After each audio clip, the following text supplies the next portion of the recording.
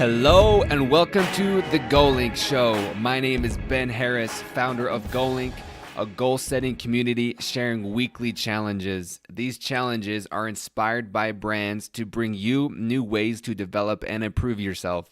You can kick back and watch me take on these exciting and uncomfortable challenges, or you can join me. I challenge every listener to complete these weekly goals. Catch the content on Instagram or Facebook at Goalink Group. The Goalink Show, this podcast, recounts experiences from the achievers of the world, but not just the success. We delve into the challenges and struggle we all face. How do we find the will to push through? What role do motivation, discipline, and failure play in our lives? We discuss this and much more on the show. Thanks for tuning in. I am beyond excited for the guest this week. It is my friend Mitch. He is full of wisdom, and we have an amazing conversation.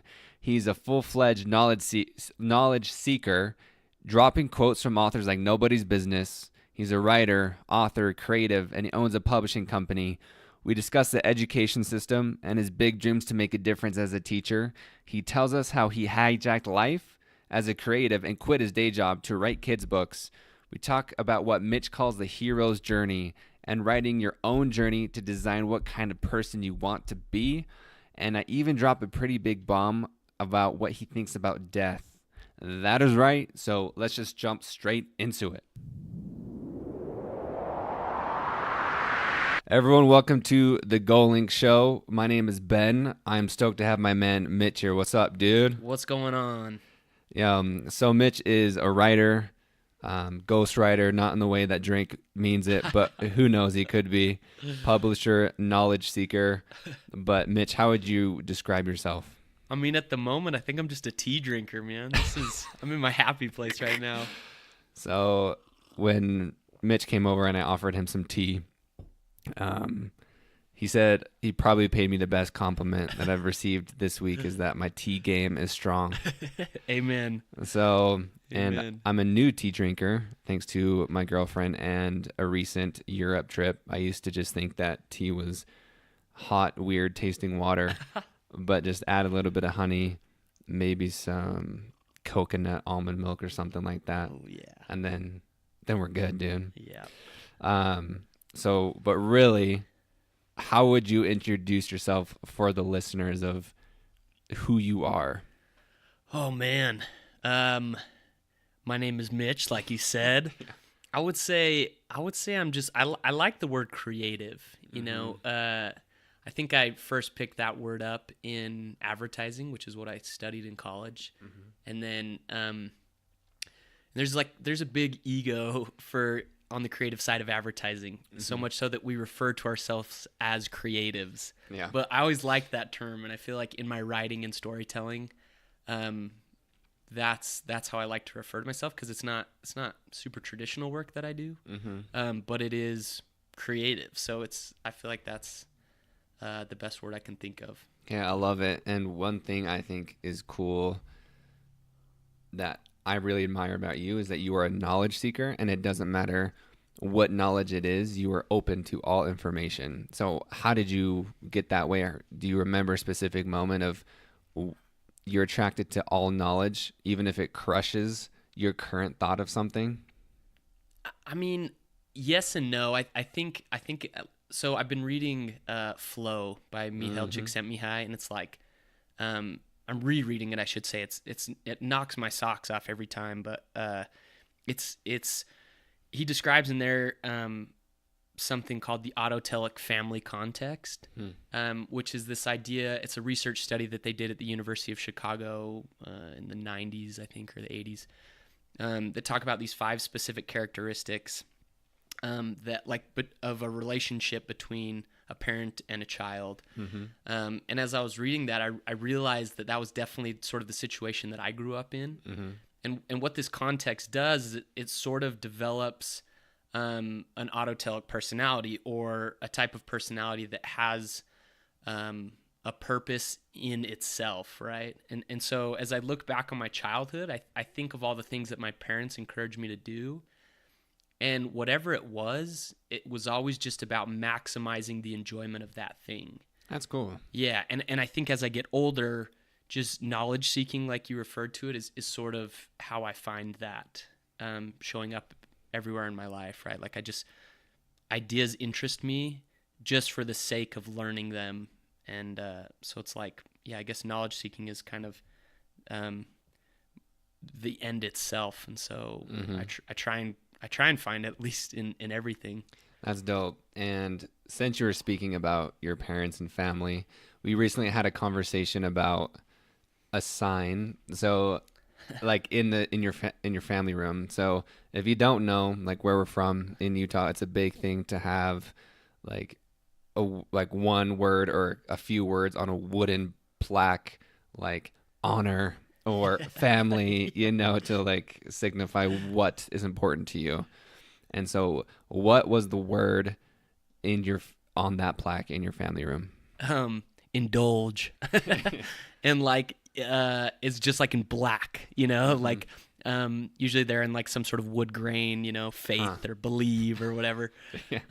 Which are great, but my mom had this giant one that's like 4 feet long right above our fireplace, just said indulge, which, in like a Christian household, that's not maybe the word you think of to like be spreading to your kids, you know. But I think she's very deliberate in her like, or maybe not deliberate. She just encouraged us. My mom did to really enjoy ourselves, as did my dad, and I think that wood block is definitely a symbol of that. Yeah, that's awesome. And how I take it is, and I love the teaching of it, is every single moment. You kind of mentioned it earlier about even like knowledge seeking, to enjoy and soak up every single moment. Almost like how I view it is like life, or every single day is like a rag, and you're like wringing the rag. Yeah. Like just straight up, like every single, like the juices of life, if you want to go there, just really like indulge in that moment. Before we jump into more just mind-blowing topics, because you are a deep dude, tell us about your publishing company, and tell us about the most recent book, because people might know about it, and if not, I want them to know about it because it's super cool. Oh, well, thanks. I appreciate that. So about 5 years ago, a friend of mine and I started a publishing company called Dreamling Books. The whole premise of it was, I had quit my job working in advertising, and I had bought an old Volkswagen bus and kind of packed up all my belongings. And I was just like, I wanted to write kids' books, like it was the most obvious thing in the world that's what my future held. Having no idea what that meant. But as I sort of explored what that world was all about, I got in touch with an old friend from high school, and he had studied business and just a really smart business mind. And his kind of passion was also publishing. He said, I've always wanted to start a publishing company.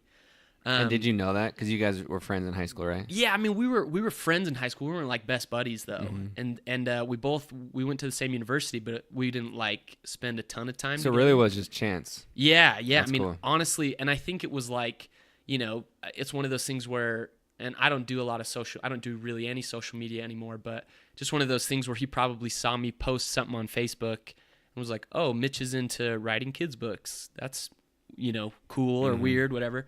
But he reached out to me and we just started talking, and I was kind of at that point where I was realizing how hard it was to get published.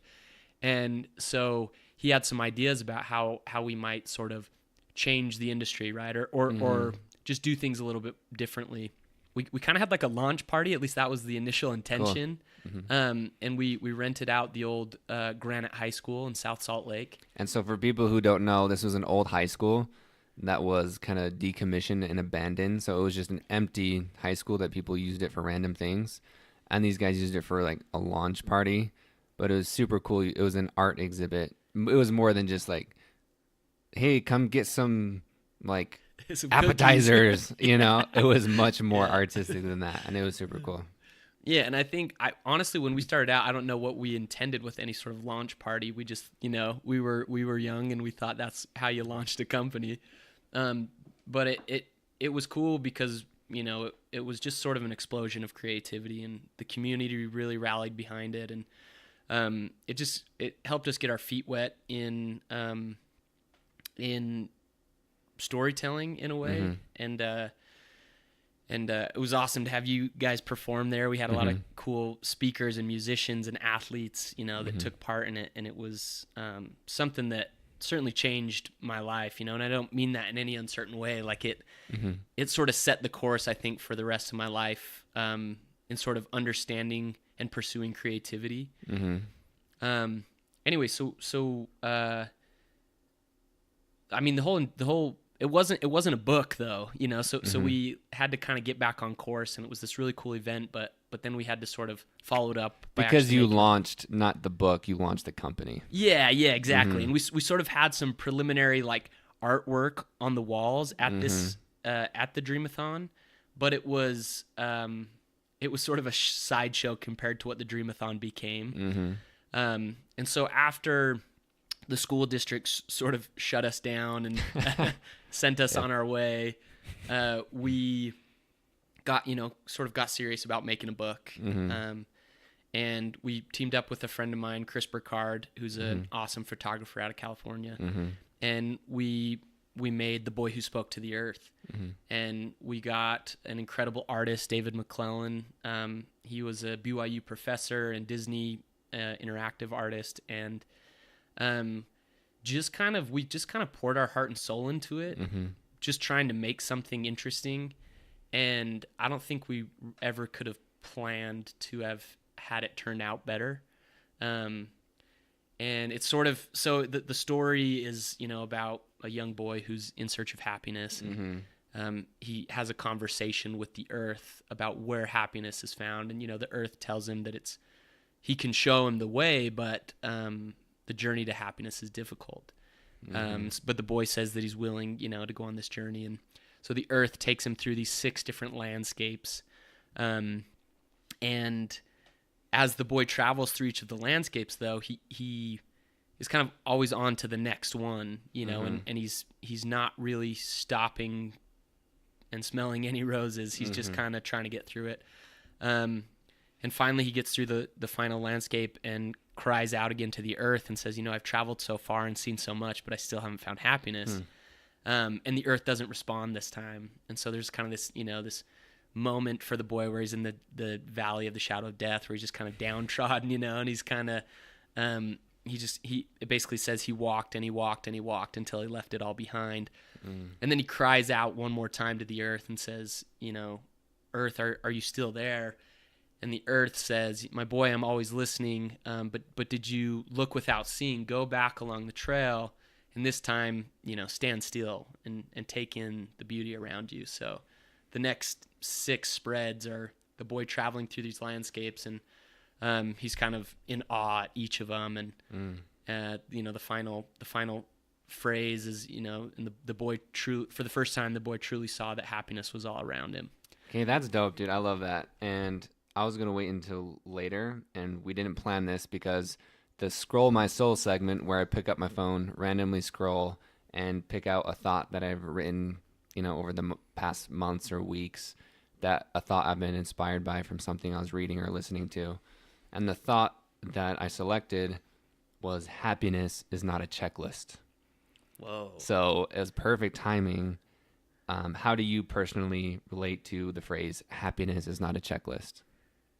Man, that's a good question. Because it sounds like the boy was traveling to just check it off, like, hey, I'm doing this because you told me to. Right. This is the path, but it wasn't necessarily checking the box that was the most important thing. Right, like I found happiness, done, check, on to the next one.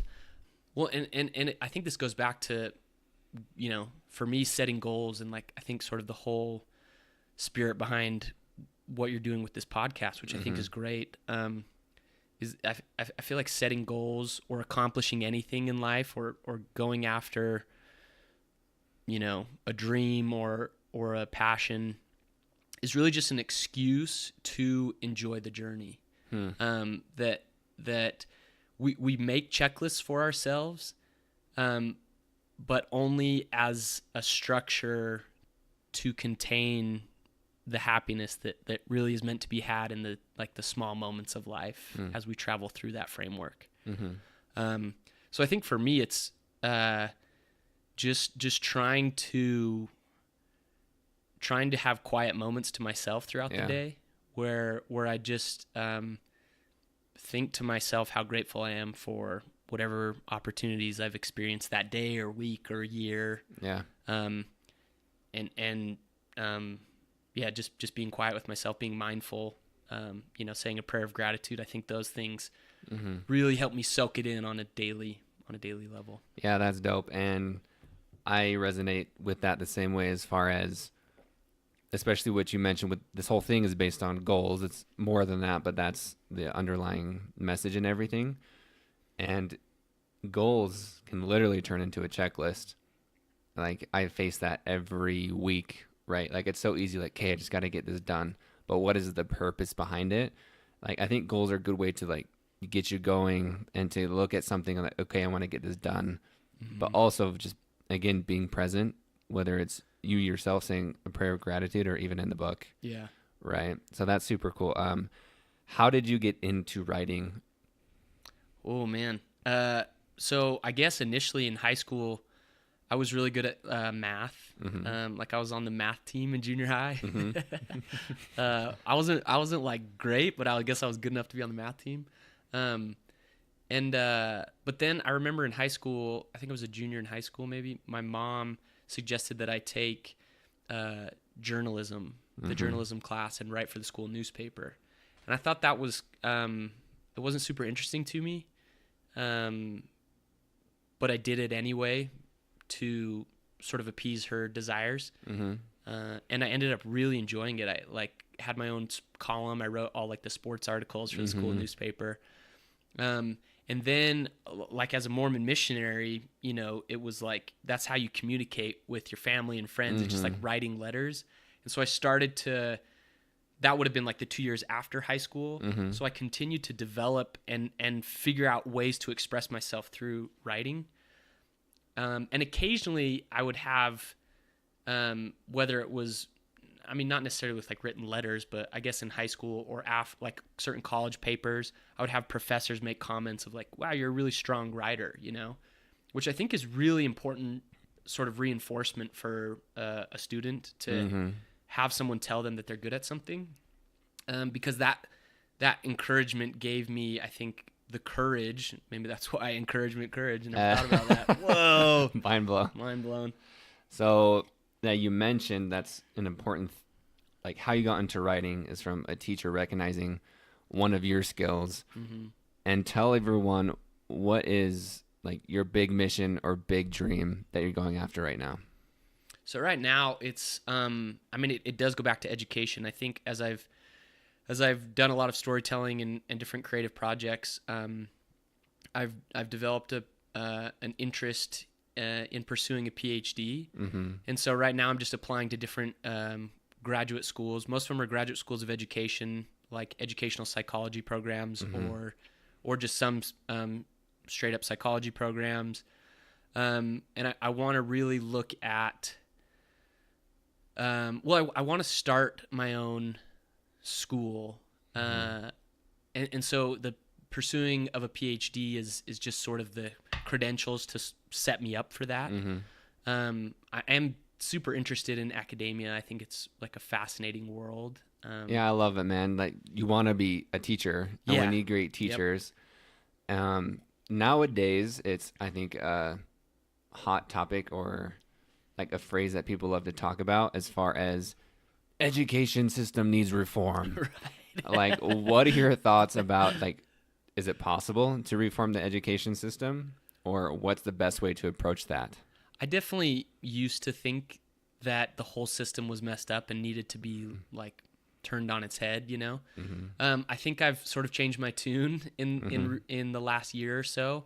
I taught for a little while at Taylorsville High School, and my friend Ryan teaches out there, and I was kind of expressing some discouragement in the public school system to him, and he just made the comment to me. He said, a lot of these kids come from broken homes, and he said we're the best part of their day, and that yeah, that's awesome. shook me a little bit. I was like, I was after that. I think I realized that while the public school system is not perfect, in a lot and maybe most settings, it's the best that we have.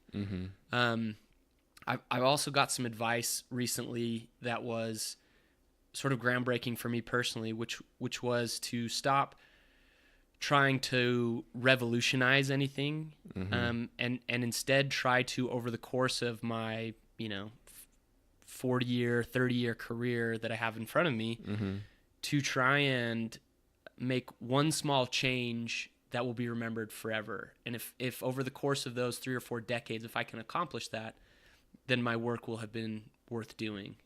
Yeah, and I think that even goes back to the happiness is not a checklist thing. Like, you're just focused on let's revolutionize, the academic world.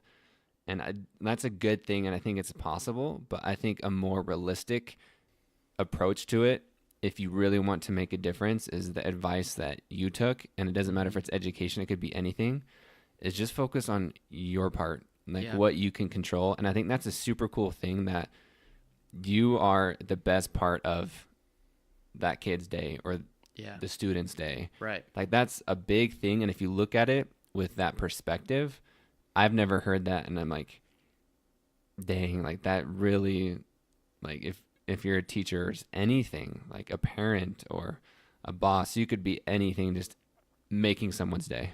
Yeah. Being a creative and a knowledge seeker, as you call yourself, the creative, I know you probably get the question. Well, actually, let's ask the question so everyone can hear it. Mitch, what do you do for a living? Oh man, I love and hate this question because I guess I'll just answer. I tell people I'm a writer, right? And then I respond, but what do you really do? Yeah. Or what else do you do? Yeah, exactly. So it's kind of interesting. I feel like I've just figured out a way to hijack life, and through saving up money here and there to have purchased a house that I can then make rental income on, while I work freelance jobs, sort of going project to project. It's not easy for me to answer that question, at least not honestly, right? So that's why I tend to just tell people, oh yeah, I'm a writer. And sometimes people will say, well, what do you write, or who do you write for? Yeah. And at which point I generally just say, well, I write books, and then I think they get interested enough that they kind of forget about the fact that I don't make a lot of money, and I sort of distract them at that point. Yeah. But yeah, I guess what I do for a living, I'm a writer, but I'm just trying to enjoy myself. which I love. In this day and age, there's not just like one way, right, to find that success, and I feel like everyone knows that, but it's still prevalent that parents or whoever, teachers, are telling them this is the one way to find success, and you've created your own path. So what would your advice be to someone who's looking to find their own path and they're not sure about what people are telling them?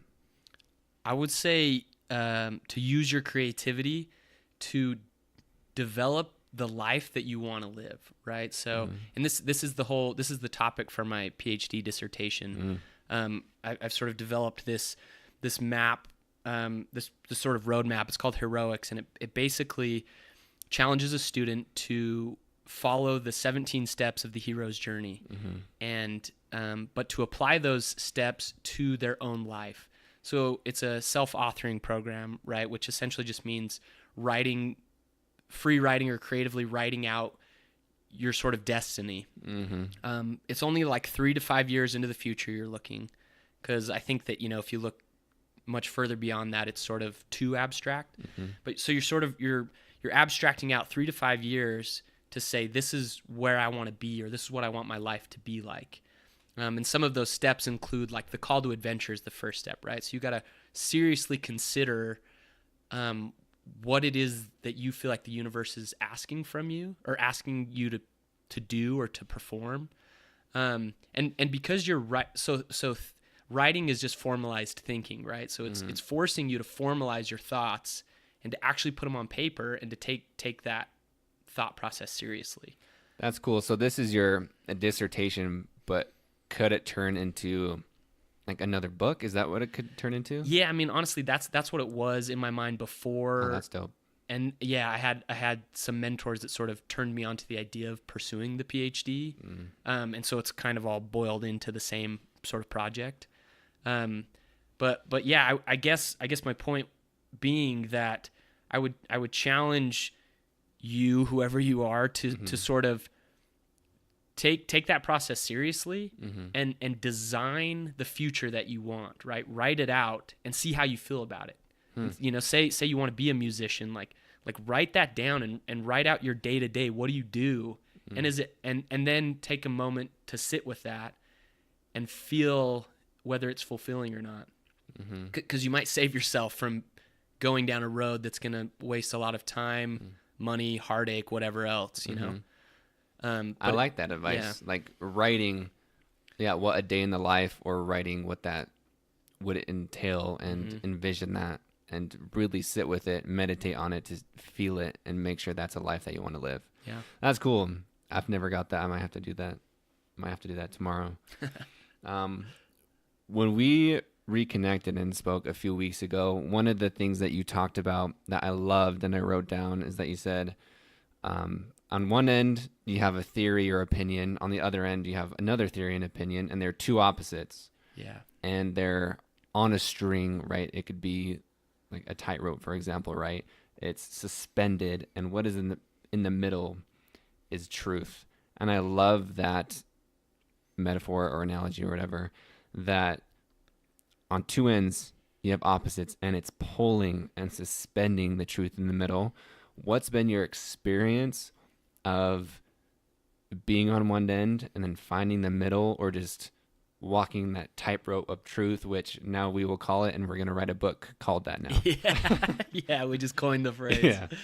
I think this is something, and you asked me kind of at the start of the interview if I had always been this way, but I think this is something that developmentally I've started to experience more recently, you know, as I get older, that I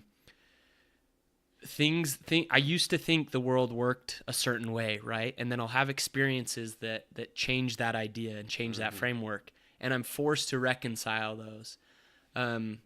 But I've come across this idea that real truth is suspended in contraries, right? So you've got ideas that oppose each other, and the actual truth is not in either of those ideals that are extreme one way or the other, but the truth is the balance that those ideas suspend between themselves. Yeah, dude, I love it.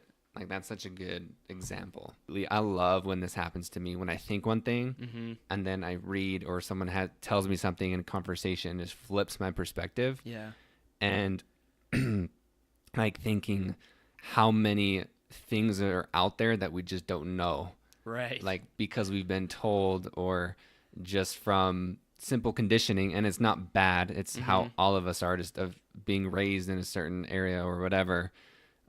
Just by your friends, like, you just we all think a similar way. Right. And it blows my mind, and it freaks me out when I think about it, of how many things I think are one way, but they're really the other. Yeah.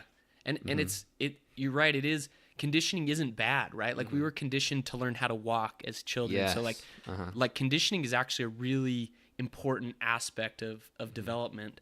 But yeah, learning to be open-minded enough to, so there's this idea in human development that my friend Ryan always talks about, which is to transcend and include, right? So as soon as you transcend a certain phase of life where you feel like you've been enlightened, and you can look back on that, you know, phase of life and sort of see it for what it was, you've transcended it, but it's important to also include it, right? Because it's still part of you, and you wouldn't have become who you are now had it not been for that earlier phase of life.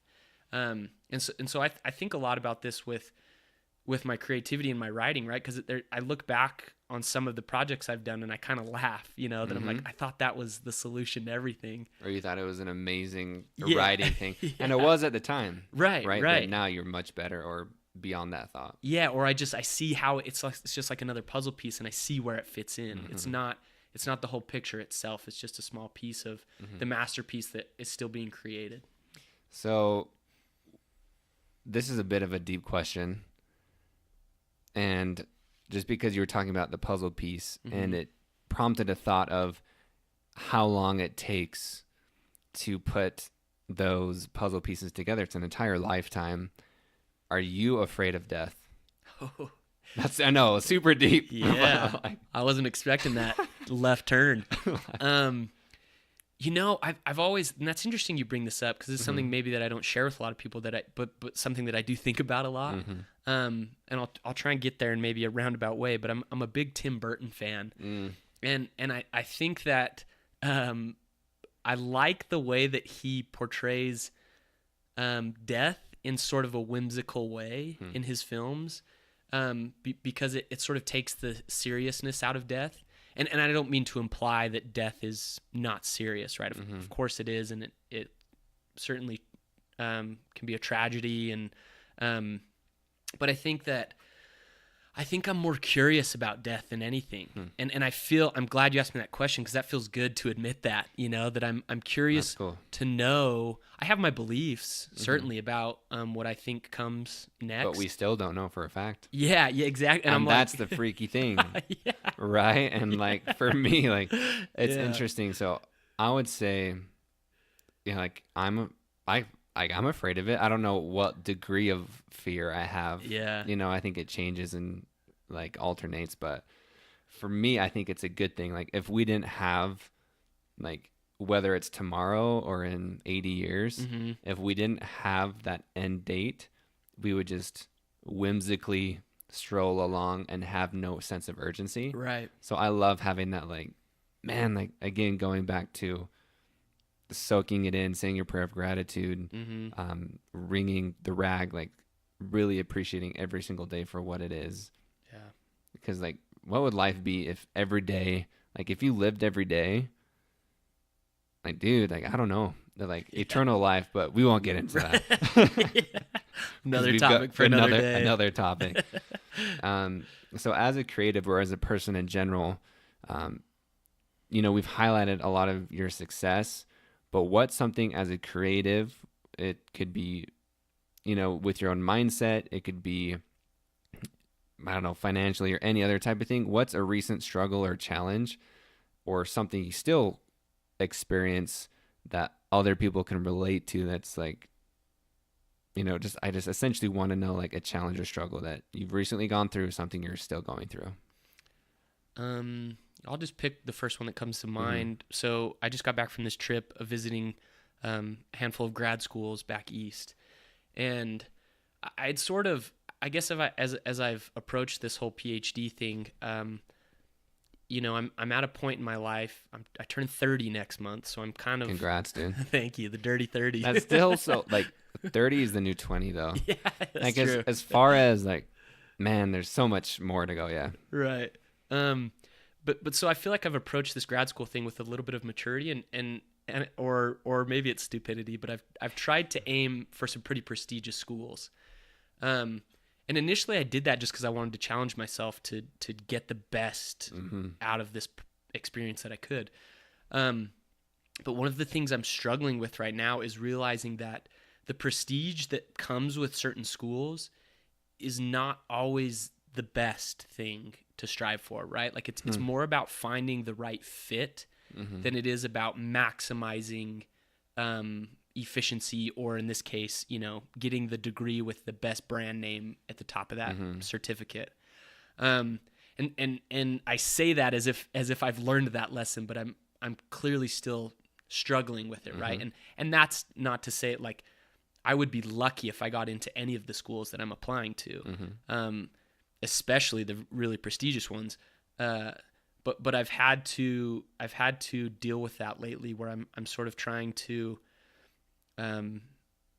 understand that it's more the right fit is more important than what society deems is the best. And so listeners can sort of translate that into whatever it means to them. Yeah, you could look at it as a company, right? Like you want to work for Google or Apple, but a brand new startup, or even if it's not a startup, like whatever fits your personality or whatever you enjoy. Yeah. You don't have to pick one thing because everyone else is doing it. Exactly. Before we wrap this up, what is the best book that you've read this year? Oh, I mean, Flow, just because I'm rereading it right now, but I also read at a children's story like event the other couple months ago. I read The Places You'll Go by Dr. Seuss. And that one's just, Dr. Seuss blows my mind. It's like I recently heard, I forget her name. She runs a blog. She's from Bulgaria, I think. Maybe someone listening to this will know who I'm talking about. But she basically, when she came to the States, she was mind blown by children's books because she grew up in like a war-torn country where that type of thing didn't exist. And someone tried to tell her that, those books are just for kids. And she was like, no, these books are deeply philosophical that's cool. comments on society that are like super meaningful to me, And so I get that same sort of kick out of children's books, probably because it's my work. But anyways, The Places You'll Go. Give that one a read, and it's a good reminder. And reread it. Yeah. Or just read it if you haven't. All right, my man. Do you have any last tips, advice, like anything that's just like one nugget of wisdom that you could say? I think I'll just default to a C.S. Lewis quote that I tend to, I try to live my life by, and I tend to catch myself doodling this quote a lot in my notebooks. But he said that you can make anything by writing, and I really believe that any idea, whether you want to literally write a book or write a screenplay or something, or you want to start a school like I'm doing, like write that idea down and write down how you're going to do it and write down why it gets you excited. And I feel like that is the starting point to just about every great idea. Dude, Mitch, I love it. Thank you for joining me for a spot of tea. Yes. And really, I appreciate how open you are. Dude, you got knowledge in there, man. And really, I'm excited to see where you go with this. And one day in your school, I hope I can speak there or something, or guest lecture. I would be honored, man. And thank you for the tea. It made my night, honestly. Okay, you're the man, dude. Thank you. You bet. What's up, Goalink community? This week's challenge is inspired by Cotopaxi. Gear yourself up for good this holiday season by completing an act that will help alleviate poverty. We were inspired by these guys at Cotopaxi to help alleviate poverty. That's their mission. No deed is too small.